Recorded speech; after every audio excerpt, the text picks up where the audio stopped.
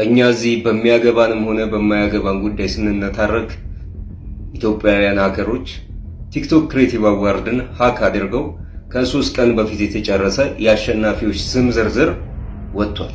ቲክቶክ ክሬቲቭ አዋርድ ማማን እንደበላ በሚያሳዝን ሁኔታ ሾልኮ እኔ ጋር ደርሷል። ታዋቂውንና ተወዳጁን የቴሌቪዥን መዝናኛ ፕሮግራም አዘጋጅ ሰይፉ ፋንታሁንን ለማመስገን ታቅዶ የነበረው ፕሮግራም እንዲራዘም መደረጉ ተሰምቷል። ምክንያቱ እስካሁን በውል አልተገለጸም። ወንጌል በአናቱ ይተከል። የምን ወንጌል ነው የምታወራው? ክብር ይበልጣል። ሰላም እንደ ቻናል ቤተሰቦች እንደምን አላችሁልኝ? ዛሬ እንደተለመደው እንግዲህ ቁም ነገር አላችሁ ያልኳችሁ ቪዲዮዎች ሰብስቤላችሁ መጥቻለሁ። ታዲያ ከእናንተ የሚጠበቀው ለዚህ ቻናል አዲስ ከሆናችሁ ይህን ቻናል ሰብስክራይብ እያደረጋችሁ ቤተሰቡን ቪዲዮአችንም እንደምትወዱ ስለማልጠራጠር አሁኑን ላይክ አድርጋችሁ ጀምሩት። ሀሳብ አስተያየቶቻችሁን ኮሜንት ላይ ጻፉልኝ። ወደ ዛሬ ቪዲዮአችን እንለፍ። በዛሬ የመጀመሪያ ቪዲዮአችን እንግዲህ ከሰሞኑ ሶሻል ሚዲያ ላይ በጣም ሲዘዋወር የነበረ ቪዲዮ አለ። አንድ በእድሜ ገፋ ያሉ እናታችን እንግዲህ ድንጋይ በመሸከም እንግዲህ ራሳቸውና ልጆቻቸውን ሲያስተዳድሩ በጣም የሚያሳዝን ቪዲዮ አለ። እሱን አይተነው እንምጣና እንግዲህ ያገኙትን ነገር እናያለን። እጅግ የበርካቶችን ልብ የነካውና እንዲሁም ደግሞ ችግር አይኑ ጥፋ ያስባለው የምትመለከቱት የእናታችን ምስል በመጦሪያ ጊዜያቸው በእድሜያቸው መጽናናት ሲገባቸው ለልጆቻቸውም ሆነ እንዲሁም ደግሞ ለራሳቸው እንጀራ ለማግኘት ሲሉ አድካሚ ስራ የሚሰሩ እንደዚህ አይነት እንግዲህ እናቶችና አባቶችን መመልከት እንግዲህ እጅግ ልብ ይሰብራል።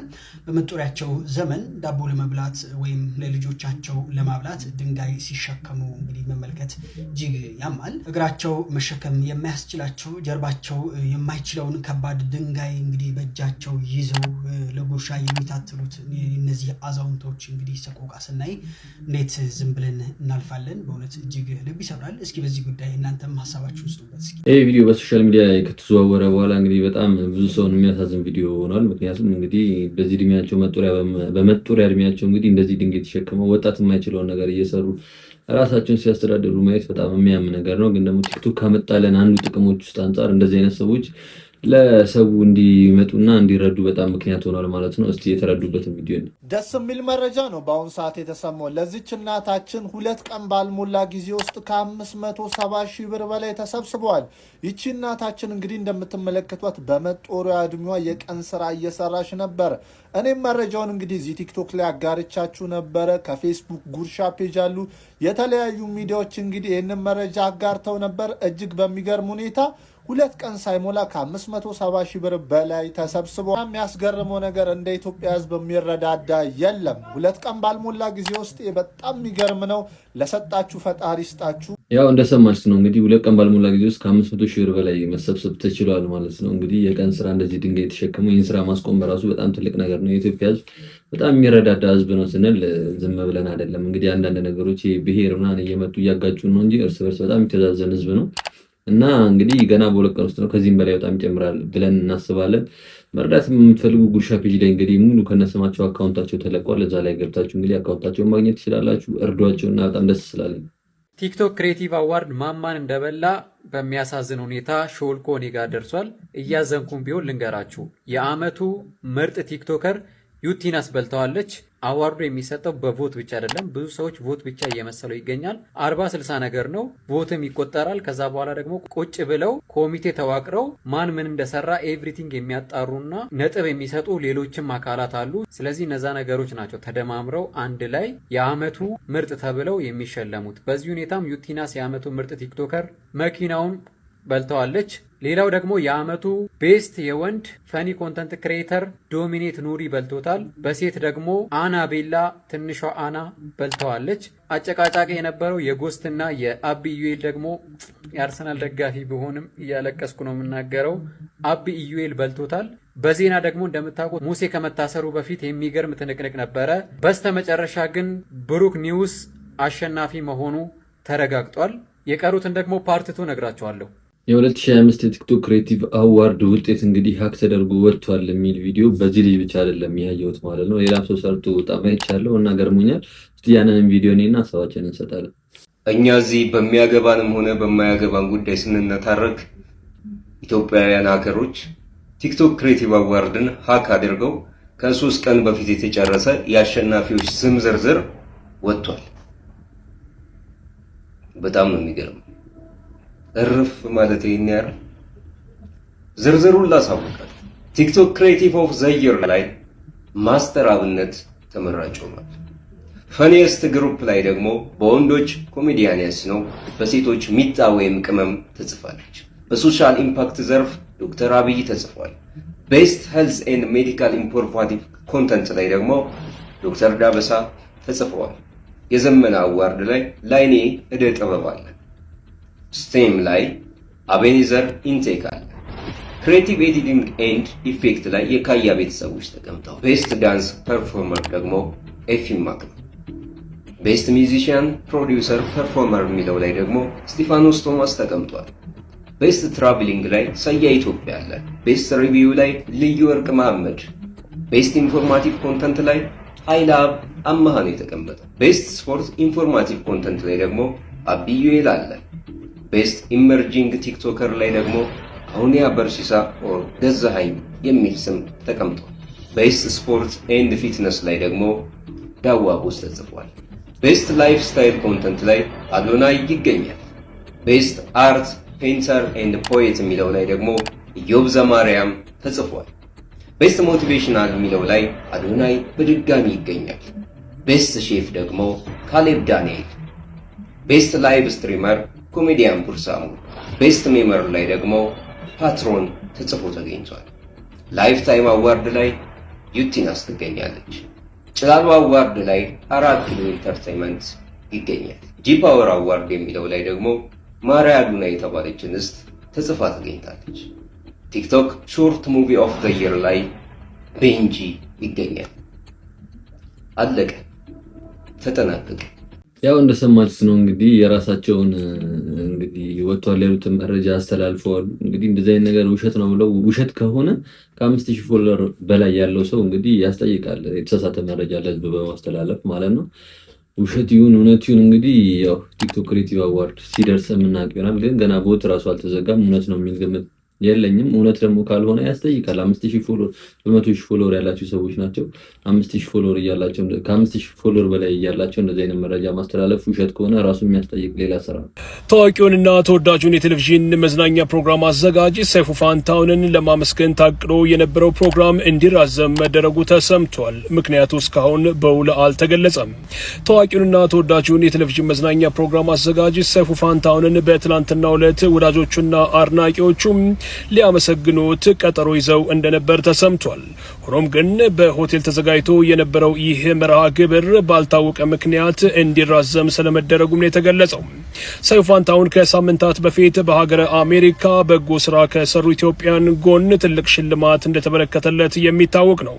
ወዳጆቹና አድናቂዎቹም ይህንኑ ሽልማት መሰረት በማድረግ ሰይፉ ፋንታሁንን በአዲስ አበባ እናመስግነው በሚል ይህንኑ መርሃ ግብር አሰናድተው እንደነበር ነው የተገለጸው።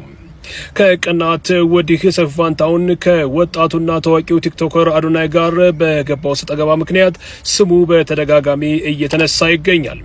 ፕሮግራሙ በሚቀጥለው ማክሰኞ በተያዘለት ሆቴል ወይም መርሃ ግብር መሰረት ይከናወናል ሲሉ አዘጋጆቹ ተናግረዋል። ያው እንደሰማችሁ ነው እንግዲህ ለሰይፉ የምስጋና ፕሮግራም ተዘጋጅቶለት ነበር ይመስለኛል። ከሰሞኑ ሰጣ ገባ ጋር ሊሆንም ላይሆንም ይችላል፣ ግን ብቻ ፕሮግራሙ ተራዝሟል ማለት ነው። እንግዲህ የሰጣ ገባ በጣም እየከረረ መጥቷል ማለት ነው። አንዳንድ ቪዲዮችን ራሱ እያየው ነው ሪከርድ እየተደረጉ ሰይፉን አንፎሎ የማድረግ አንሰብስክራይብ የማድረግ ቻሌንጁ ላይ ያሉ እየጀመሩ ያሉ አሉ። እስቲ እሱን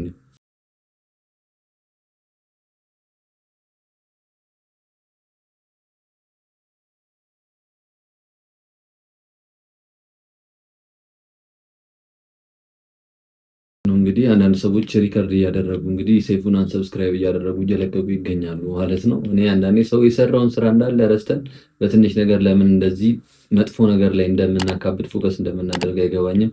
እንግዲህ ጥሩ ሰዎች ደግሞ ሰይፉን የምትከታተሉ ሰዎች ሰይፉ ያደረገው ነገር ይበልጥብናል የምትሉ ሰዎች ደግሞ እንግዲህ ገብታችሁ ሰብስክራይብ አድርጉ። እንደዚህ አይነት ቪዲዮዎችን ደግሞ ስታዩ ሪፖርት አድርጉ። የአዶናይ የሰይፉ አለመስማማት ግጭት እዚህ ደረጃ የሚያደርስ አይደለም። ራሳቸው ተነጋግረው የሚፈቱት ጉዳይ ነው። ሌላው ተጨማሪ ህዝብ ገብቶ አዶናይን እንደዚህ ሰይፉን እንደዚህ የምንልበት ነገር ማባባስ እንጂ ሌላ ምንም ጥቅም ያለው ነገር አይደለም ማለት ነው።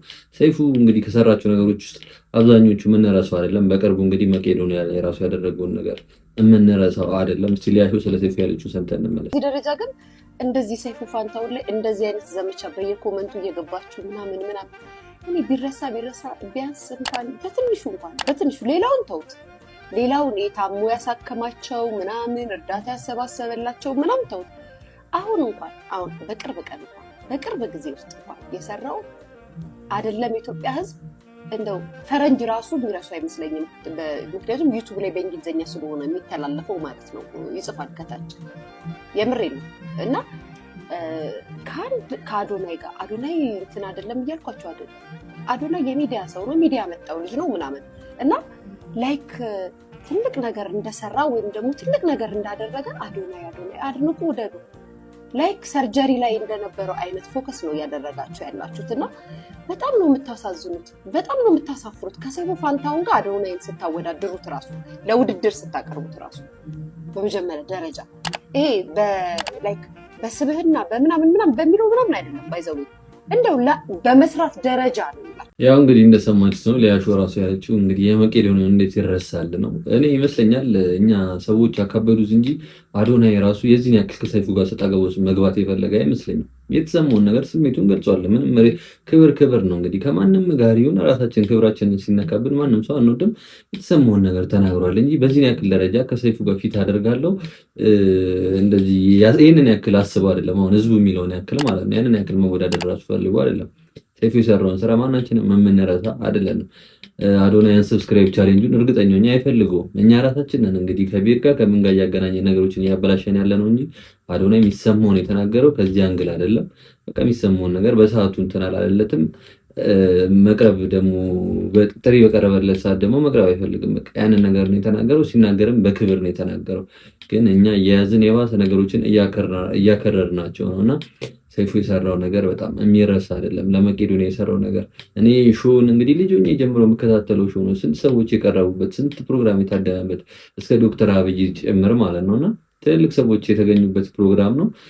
ገና ከዚህም በኋላ ብዙ ነገር ያሳየናል ብለን እንጠብቃለን እና በአንድ ነገር ስህተት ራሱ አይደለም። በቃ ለእናንተ ስህተት ከሆነ በአንድ ጥፋት እንደዚህ የሚያደርስ ደረጃ አይደለም። ግን ለመጀመሪያ ጊዜ አቆጥኩኝ ኩል ከፍሻ ታዲያ ምንድን ነው? አይ በሰላም ተከትለሽ የሚመጪው ማን ተቆጥተሽ ተጣዛችኋል እንዴ? ውጪ ተዛልተን የመጣው አልተጣልኩም እና ለምን አቀፍከኝ? በቃ ታቀፍሽ ምን ራሱን ሊያጠፋ ነው። ራሱን ሊያጠፋ ተሰቆረክ ቤውትክ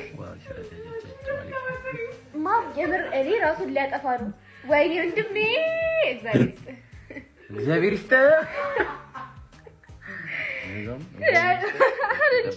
ለምንድን ነው ግን የወንድምናት ቀረቤታ በቃ እንደዚህ በጣም ከባድ የሆነው? በቃ ይዋደዳሉ ግን መተካከፍ መመሰጋገን ምናምን የለም። ለምንድን ነው? ሁሉም ጋር ነው። ይገርመኛል። ወንጌል በአናቱ ይተከል። የምን ወንጌል ነው የምታወራው? ክብር ይበልጣል። ወንጌል ይላሉ እንዴ? ወንጌል አይደል እንዴ? ስለያዝኩኝ ማንም እየመጣ የሚጨፍርብኝ ቀቅላችሁ ብሉት። ወንጌል ምን አባቱ ያደርግልኛል? በክብሬ አልደራደርም። እኔ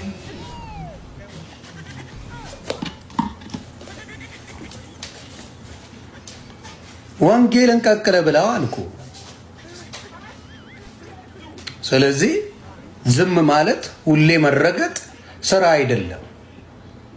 ሁሌ መሰደብ፣ ሁሌ የመጣ ማንም የሚያቀረሽበን ስራ የለም። ትረገጣለህ። በርጌ ነው ምረጥ። ያው እንዳያልስ ነው እንግዲህ ዮኒ ማኛ ወንጌልን ሲሳደብ እንግዲህ እኔ ዮኒ ማኛ ሁሌ የምመለው ነው። ቅርብ ጊዜ ነው እንግዲህ ወንጌልን የተቀበለውና ወጥ የሆነ ሁላ አቋም የለውም። እንግዲህ ክብር ይበልጣል። እኔ ከሃይማኖትና ከቤተሰብ ክብር ይበልጣል ብዬ አላስብም። ክብር ከሁሉም ነገር ይበልጣል፣ ግን ከሃይማኖትና ከቤተሰብ አይበልጥም። እና ባለፈው ሰይፉ ያለው እንደዚህ አይነት ለዮኒ ማኛ አይነት ሰዎች ላሉ ነው ብዬ ነበር። እንግዲህ ያው ዮኒ ማኛ ሃይማኖቱን እየቀያየረ ብሔር እየቀያየረ በቃ ምንም ሰውና ሰውን ከማባላት ውጪ ምንም ጥቅም ያድርገን ቶፕ ላይ ነው ያለው። በቃ ላይቭ ላይ ስንት ሰው ቁጭ ብሎ ያየዋል ምናምን እና ሰይፉ የተናገረው እንደዚህ አይነት ሰዎችን ይመስለኛል። ደረቅ እንጀራ አለ፣ ደረቅ እንጀራ ሽጠሽ ልትከብሪያ ይጀመራል። ደረቅ እንጀራ አለ እኔ ሊያቅተኝ እኔ እያለሁ ልትከብር ጀመረናል። በቃ የታባቱና ያጥማጃም ደግሞ ምን ጀመራል? ፈሳሽ ሳሙና ጀመረናል። ፈሳሽ ሳሙና የሚያቅት መስሎ ነው እጀምረው። ፈሳሽ ሳሙና ጀምረናል። ወገኛ እኔ አልጀምርም። አብረን እናካታለን እንጂ አንተም አያርፍልህም። ጀምሬያለሁ በቃ የታባቱ ይሄ ሰለውዲ ደግሞ ምኑን ጀመረው? ሹሩባ እንሰራለን። ሹሩባ ያቅተኛል ብለህ ነው? እሰራለሁ ሹሩባ ሰቡን መለማመጃ ያለው ያቅተኛል። ግፋ ቢል አንድ ሁለቱን ሴት ማበላሸት ነው ማለት። ምቀኝነት የሚባል ነገር አለ። እንግዲህ ያው ብዙ ሰው ላይ ያለ ነገር ይመስለኛል። የራሳችንን ነገር ብንሰራ ጥሩ ነው። እሱ ሹሩባ ቢስከፍት አንተ አጠገቡ የማንን መክፈት ነው። እሱ እንጀራ መሸጥ ሲጀምር አንተ ደግሞ ከጎኑ ከዛው ጋር የተያያዘ የሆነ ፌስታል መሸጥ ምናምን መጀመር ነው እንጂ የራሱና አይሆንም። ቀድሞ የጀመረ ነው እሱ ነው ደግሞ የተሻለ የሚሆነው።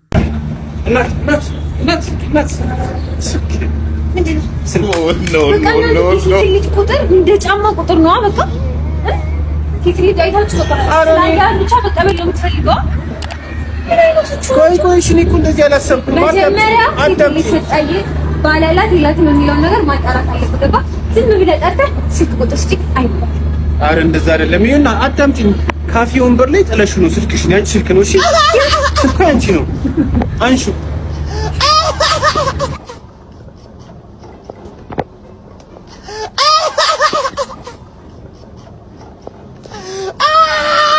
ልክ ነሽ እኮ ባላላት የላትም ብሎ ማጣራት አለበት። ግን አንቺም ደግሞ ለምንድን ነው የፈለገኝ ብለሽ ማጣራት አለብሽ። የገዛ ስልክሽን ባለሱቅ ወይ ሰላም ነው አለን። እንዴት ነሽ? አለን። ምን ልስጥህ?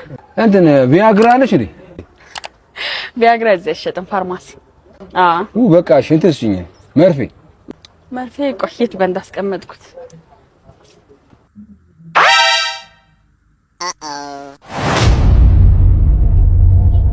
ሄደ እንዴ? አባት ስልክህን ምን ያርገው? ኖ የኔ አይደለም።